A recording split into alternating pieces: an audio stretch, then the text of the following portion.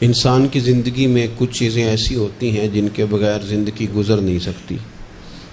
اتنی دیر تک جتنی دیر تک وہ چیز اس کے پاس موجود ہوتی ہے اسے نہ اس بات کا ادراک ہوتا ہے نہ احساس ہوتا ہے، لیکن جب وہ چیز اس کے پاس سے رخصت ہو جاتی ہے، اس کے پاس کسی وجہ سے خدا نہ خواستہ وہ چیز موجود اور محفوظ نہیں رہتی، پھر اسے احساس ہوتا ہے کہ ایک بہت بڑی نعمت تھی میرے پاس، وہ مجھ سے چلی گئی۔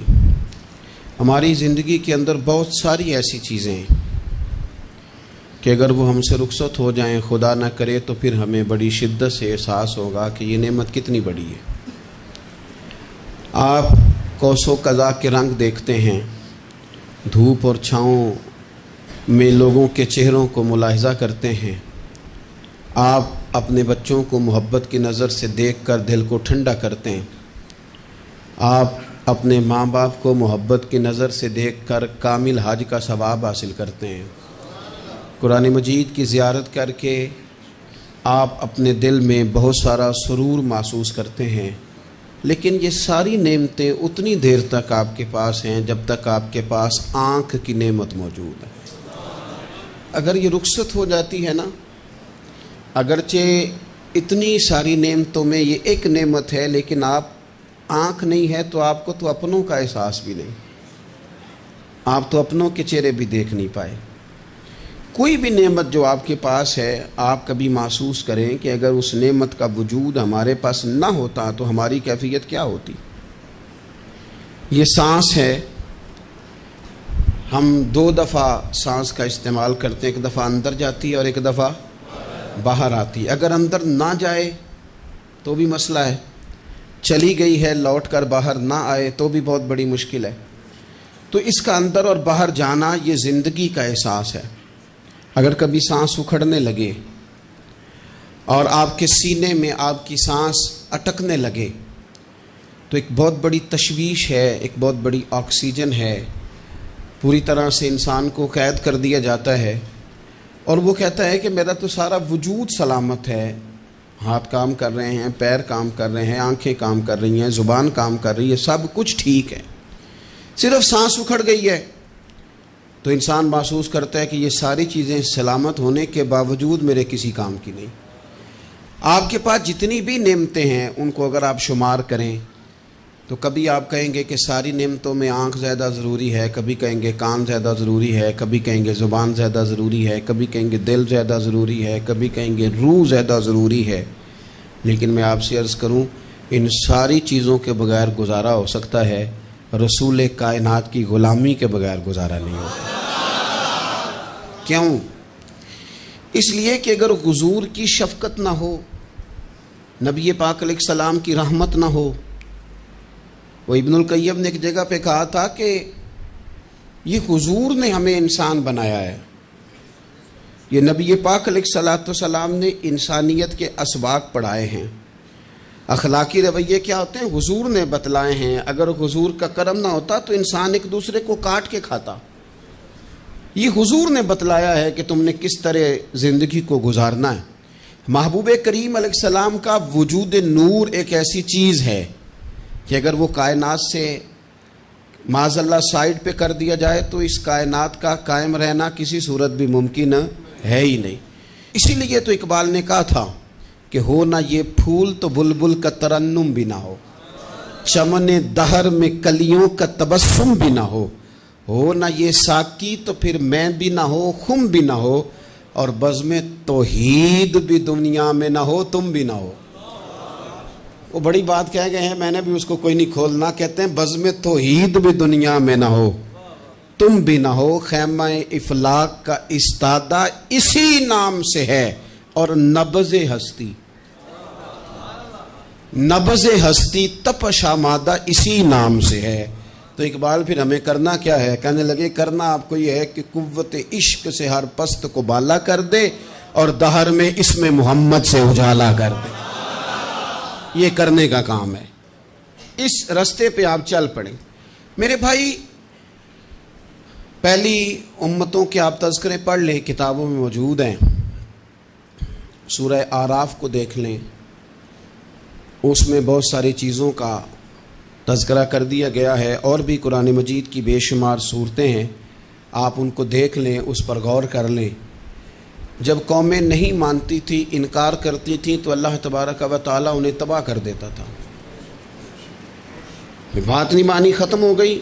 ایک مقصد ہے نا جس کے لیے کسی چیز کو بنایا گیا، تو مقصد تخلیق انسانیت کیا ہے کہ وما خلقت الجن والانس الا لیعبدون، جنوں اور انسانوں کو اللہ نے اپنی عبادت کے لیے پیدا کیا، اور ان کو جب عبادت کی دعوت دی گئی، جب انہیں پیغام دیا گیا اللہ تعالیٰ کی توحید کا، انہوں نے نہیں مانا، تو جس مقصد کے لیے بنایا تھا جب اس طرف ہی نہیں آئے۔ یہ پنکھا لگایا جاتا نا ہوا کے لیے، تو اگر پنکھا ہوا نہ دے تو اس کا کوئی چھت پہ کام ہے؟ اس کو اتار کے تو آپ سکریب والے کے پاس بھیج دیں گے، بھئی ختم ہو گئی بات۔ تو مقصد جو تھا نا اللہ کی عبادت تھی، تو جب قومیں اللہ کی عبادت کی طرف نہیں آئیں تو اللہ نے انہیں تباہ کر دیا اور صفحہ ہستی سے مٹا دیا۔ اللہ تعالیٰ کے پیارے محبوب علیہ السلام نے کفار مکہ کو، قریش کو، عالم عرب کو، عالم انسانیت کو دعوت دی، وداعیاً الی اللہ باذنہ وسراجا منیرا۔ اس منصب پر فائز ہو کر حضور نے دعوت دی۔ جب انہوں نے دعوت کا انکار کیا، حضور نے انہیں عذاب سے ڈرایا، اللہ کے عذاب سے، چونکہ حضور نذیر ہیں۔ انہوں نے یہ کہا کہ اگر آپ کہتے ہیں نا کہ ہم پر عذاب آئے گا تو پھر آپ وہ عذاب لے آئیں، ہم پہ آئے۔ جب کوئی آدمی منہ سے تباہی مانگے، جب کوئی شخص اپنے منہ سے یہ کہے کہ کر لیں جو ہوتا ہے معاذ اللہ، تو اگر تو سامنے والا کمزور ہو تو شاید وہ کچھ نہ کر سکے، لیکن یاد رکھنا کئی دفعہ کمزور ہوتا ہے تو کچھ نہیں کرتا، تو کئی دفعہ مہربان بڑا ہوتا ہے، رحمان اور رحیم کئی دفعہ کرم نوازی کرتا ہے۔ جب انہوں نے کہا نا کہ لائیں وہ عذاب ہے محبوب جس کا آپ وعدہ کرتے ہیں، تو اللہ نے کیا فرمایا؟ فرمایا وما کان اللہ لیعذبہم وانت فیہم۔ محبوب رب کی یہ شان ہی نہیں کہ انہیں عذاب دے، کیوں؟ اس لیے کہ آپ ان کے درمیان موجود ہیں۔ اے محبوب علیہ الصلوۃ والسلام، اللہ کی یہ شان نہیں کہ انہیں عذاب دے اس حال میں کہ آپ ان کے درمیان موجود ہیں۔ آپ میری بات کو سمجھیں گے، غور کریں گے کہ کافروں کے درمیان اگر حضور موجود ہوں تو عذاب نہیں آتا، تو قیامت میں جب حضور مومنوں کے بیچ موجود ہوں گے، مجھے کہہ لینے دو نا کہ اساں جے ہاں گناہیاں دا جدوں اعمال نامہ پھرول ہوئے، پھر ذرے ذرے نے سامنے آ جانا ہے، جو جو منہ تھی بولیا بول ہوئے، اساں بھی کول حضور دے بیٹھ رہنا ہے، لکھ عمل ترکڑی تول ہوئے، او دے کولوں بھی رب نے حساب لینا ہے جیڑا بیٹھا ہی محمد دے کول ہو صلی اللہ تعالی علیہ وسلم، او دے کولوں بھی رب نے حساب لینا ہے جیڑا بیٹھا ہی محمد دے کول ہوئے، جس کو کہتے ہیں قیامت حشر، جس کا نام ہے، جس کو کہتے ہیں قیامت حشر، جس کا نام ہے۔ تیرے دیوانوں کے لیے وہ دن تو جشن عام ہے، زیارت ہوگی نا حضور کی، تیرے دیوانوں کے لیے وہ دن تو جشن ہے۔ اور ایک شاعر نے اور بات کھول دی، کہنے لگا ہر نظر کانپ اٹھے گی محشر کے دن، خوف سے ہر کلیجہ دہل جائے گا۔ اچھا جی پھر کیا ہوگا؟ ہر نظر کانپ اٹھے گی محشر کے دن، آنکھیں پھڑ پھڑائیں گی، کانپیں گی اور کلیجے پھٹیں گے۔ منظر ہی ایسا ہوگا، انسان اپنے پسینے میں ڈبکیاں کھا رہا ہے، حساب کا وقت آ گیا ہے اور سورج سوا نیزے پہ ہے، زمین دہک رہی ہے، تو کہنے لگے ہر نظر کانپ اٹھے گی محشر کے دن، خوف سے ہر کلیجہ دہل جائے گا، پھر اوڑھ کر کالی کملی وہ آ جائیں گے، پھر اوڑھ کر کالی کملی وہ آ جائیں گے، پھر اوڑھ کر کالی کملی وہ آ جائیں گے، ہر نظر کانپ اٹھے گی محشر کے دن، خوف سے ہر کلیجہ دہل جائے گا، پھر اوڑھ کر کالی کملی وہ آ جائیں گے، سارے محشر کا نقشہ بدل جائے گا۔ میرے عزیز، حضور کے بغیر گزارا، نبی کریم کے بغیر کوئی چارہ، ہمارا کوئی سہارا ہی نہیں حضور کے بغیر، ہم کدھر جائیں سوائے محبوب کے۔ اس لیے نا صحابہ اس بات پر مطلع ہو گئے تھے، وہ نا بڑی بڑی دھیمی دھیمی باتیں پوچھتے رہتے تھے، اطلاع مل گئی تھی نا کہ اصل کرنا کیا ہے، تو جو رازدار لوگ ہوتے ہیں نا وہ پھر دھیمے دھیمے راز کی باتیں کرتے ہیں، حضرت انس بن مالک حضور کے خادم تھے. اماں نے دے دیا تھا حضور کی بارگاہ میں. کہتے ہیں میں 10 سال مدینے میں حضور کی نوکری کرتا رہا, تو قریب سے دیکھا تھا نا سارا کچھ. بہت ساری احادیث ان سے مروی ہیں, بڑی چیزوں کو دیکھا تھا, تو اب سیانے ہو گئے, باتیں سمجھ گئے, قریب رہنے والے لوگ. تو قربان پچھانن والے ہیں, تو گل جان گئے گل کھول دے نہیں. تو قریب پہنچ گئے تھے نا, تو سمجھ آ گئی تھی بات کی. تو ترمذی میں موجود ہے, ایک دن حضور سے پوچھتے ہیں یا رسول اللہ قیامت والے دن آپ کو کہاں تلاش کروں. یعنی حضور علیہ السلام سے پوچھتے ہیں حضور میں نا قیامت والے دن, بھئی بات تو یہ نا کہ اعمال ٹھیک کیے جائیں, معاملات پر توجہ دی جائے, عبادات کا خیال کیا جائے, جو ہمارے ذمے ڈیوٹیاں ہیں وہ پوری کی جائیں. تو وہ کہتے ہیں حضور وہ قیامت والے دن کہاں تلاش کروں. تو حضور نے بھی نہیں فرمایا کہ تو اعمال ٹھیک کر, مجھے ڈھونڈنے کی کیا ضرورت ہے, کہاں ڈھونڈوں. تو حضور فرمانے لگے مسکرا کے فرمانے لگے, چونکہ قربان پچھانن والے ہیں تو اے گل جان گئے گل کھول دے نہیں. حضور علیہ السلام سے کہا یا رسول اللہ میں نہ قیامت والے دن کہاں تلاش کروں. تو حضور فرمانے لگے حوض کوثر پہ. یا رسول اللہ وہاں کیا ہوگا. تو فرمایا امت پیاسی آئے گی تو میں جام بھر بھر کے پلاؤں گا, میں جام بھر بھر کے پلاؤں گا. ایسا کہ تیری خیر تیرے میں کدے کی خیر, ایسی پلا کہ جس کا نشہ عمر بھر رہے. اور ایک نے کہا تھا کہ طیبہ سے منگائی جاتی ہے, سینوں میں رچائی جاتی ہے, توحید کی میں پیالوں سے نہیں نظروں سے پلائی جاتی ہے. حضور صلی اللہ علیہ وسلم نے فرمایا حوض کوثر پہ بھی جام پلائیں گے. سیانے بڑے تھے حضرت انس, اور بھلا ہمارا کر رہے تھے. یہ حضور سے پوچھ کے نا تو ہمیں ایڈریس بتا رہے ہیں, کیونکہ حدیث روایت کر دی نا تو ہمیں ایڈریس سمجھا دیے, پتے بتا دیے کہاں پہنچنا ہے, ساری جگہ سمجھا دی. چلیں جدید دور آ گیا ہے, انہوں نے لوکیشن بتا دی کہاں کر کے نا کس جگہ جا کے سٹاپ کرنا ہے کام. یا رسول اللہ وہاں ملاقات نہ ہوئی تو حضور نے فرمایا پھر پل صراط پہ آنا. یا رسول اللہ وہاں کیا ہوگا. فرمایا امت گزر رہی ہوگی اور میں دعائیں مانگ رہا ہوں گا, رب سلم امتی رب سلم امتی, یا اللہ میری امت کو سلامتی سے گزار دے. تو وہاں آ جانا, میں دعائیں وہاں مل جاؤں گا. قربان جائیں. فاضل بریلوی بول پڑے, کہنے لگے خدا کی رضا چاہتے ہیں دو عالم, خدا چاہتا ہے رضائے محمد. اجابت کا جوڑا عنایت کا سہرا, دلہن بن کے نکلی دعائے محمد. اجابت نے جھک کر گلے سے لگایا بڑی ناز سے جب دعائے محمد. رضا اب پل سے وجد کرتے گزریے کہ ہے رب سلم دعائے محمد صلی اللہ تو عرض کی یا رسول اللہ وہاں ملاقات نہ ہوئی تو. میں نے کہا وہ ہمیں لوکیشن سمجھا رہے تھے, انہیں تو پتا تھا پہلے ہی. ایک قربان پچھانن والے ہیں, تو ایک گل جان گئے گل کھول دے نہیں. تو وہاں نہ ملاقات ہوئی تو حضور نے فرمایا پھر میزان عمل پہ آنا. یا رسول اللہ وہاں کیا ہوگا. فرمایا امت کے عمل تول رہے ہوں گے اور میں ان کے لیے دعائیں کر رہا ہوں گا.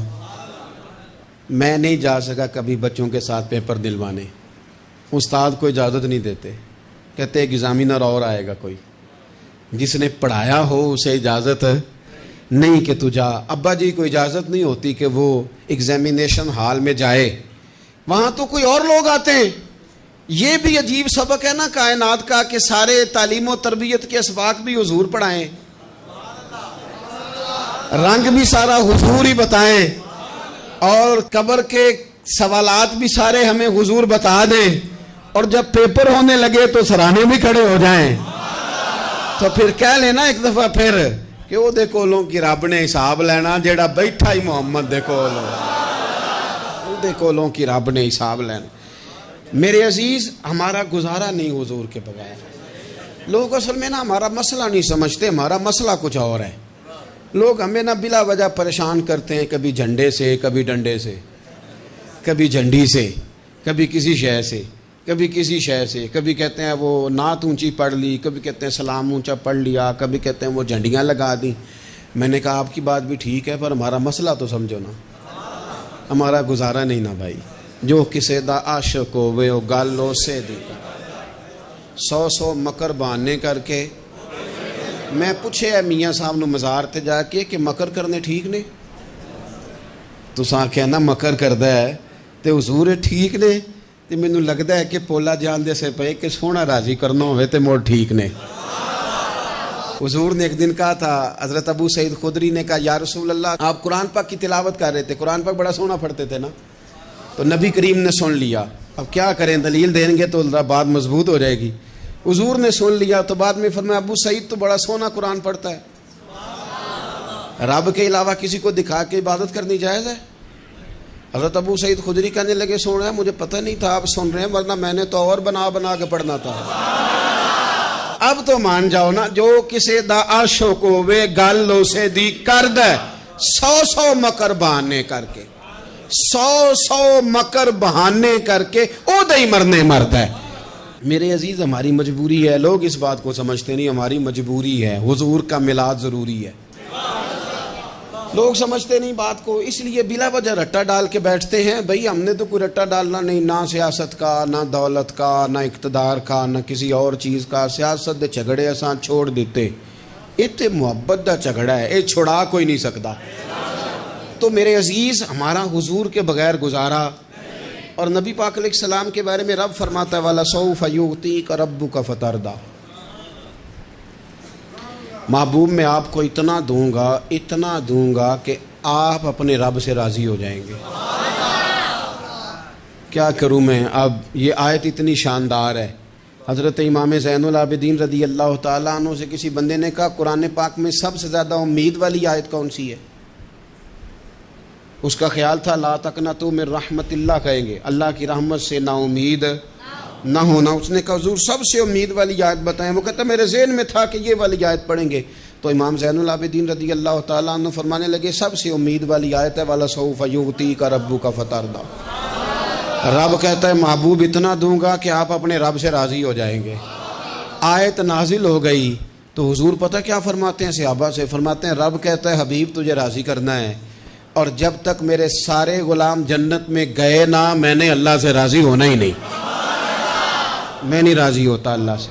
سارے جائیں گے تو تب تو میں تو کہتا ہی رہوں گا نا قربان پچھانن والے آتا، او گل جان گئے پر گل کھول دے، او گل کھول دے نہیں، پتہ چل گیا بات کا۔ حضور کے بغیر گزارا، حضور کے بغیر کوئی چارہ ہی نہیں۔ اور خود حضور کیا فرماتے ہیں، یہ سنن ابن ماجہ ہے، میرے رسول پاک صلی اللہ تعالیٰ علیہ وسلم ارشاد فرماتے ہیں، حدیث کے راوی حضرت ابو موسیٰ اشعری رضی اللہ تعالیٰ عنہ، حضور فرماتے ہیں کہ اللہ نے مجھے اختیار دیا۔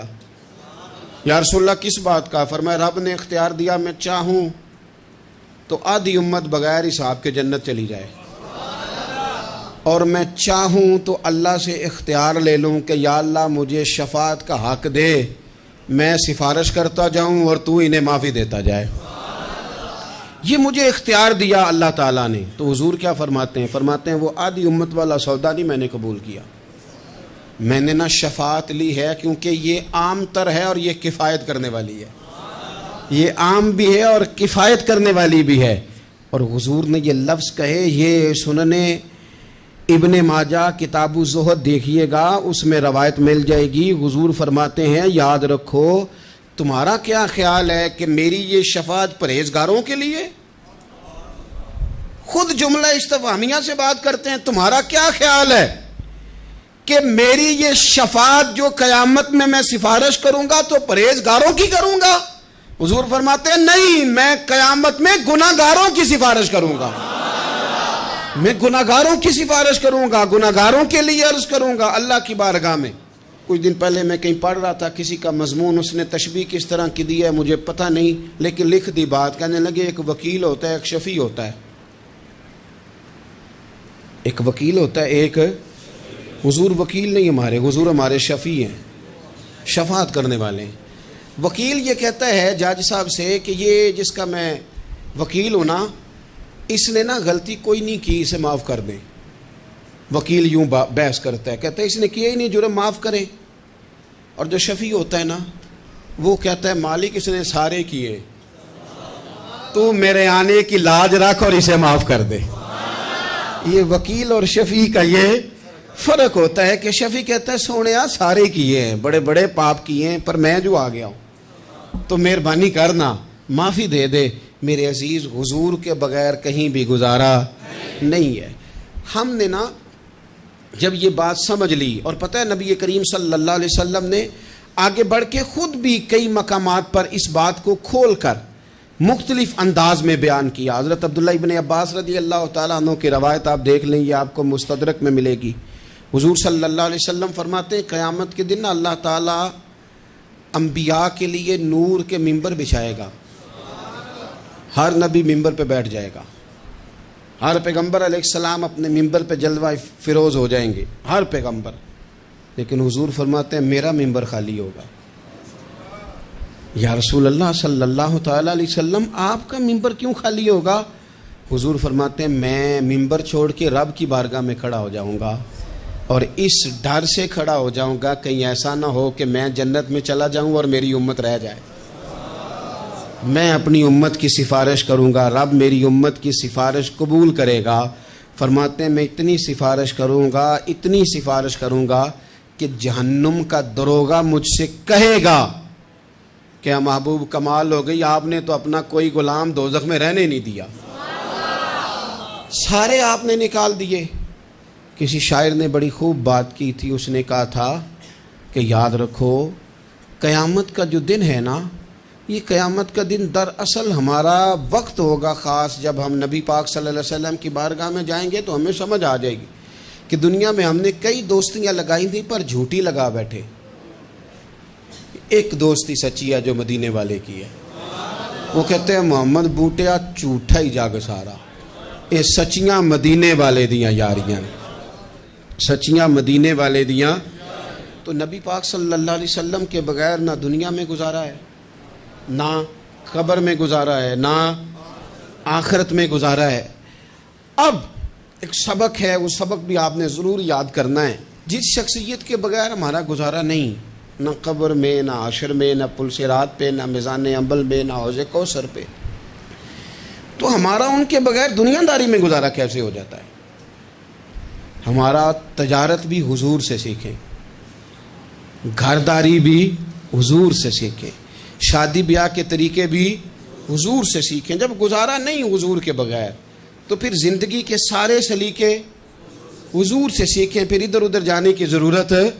حضور کی سیرت کو پڑھیں، سوانے کو پڑھیں، حیات مبارکہ کا مطالعہ کریں۔ یہ جو ہم میلاد کا جلوس لے کے نکلتے ہیں نا، جب ہم نے نا بہت ساری چیزوں کو سطحی سا سمجھ لیتے ہیں معاذ اللہ بعض اوقات۔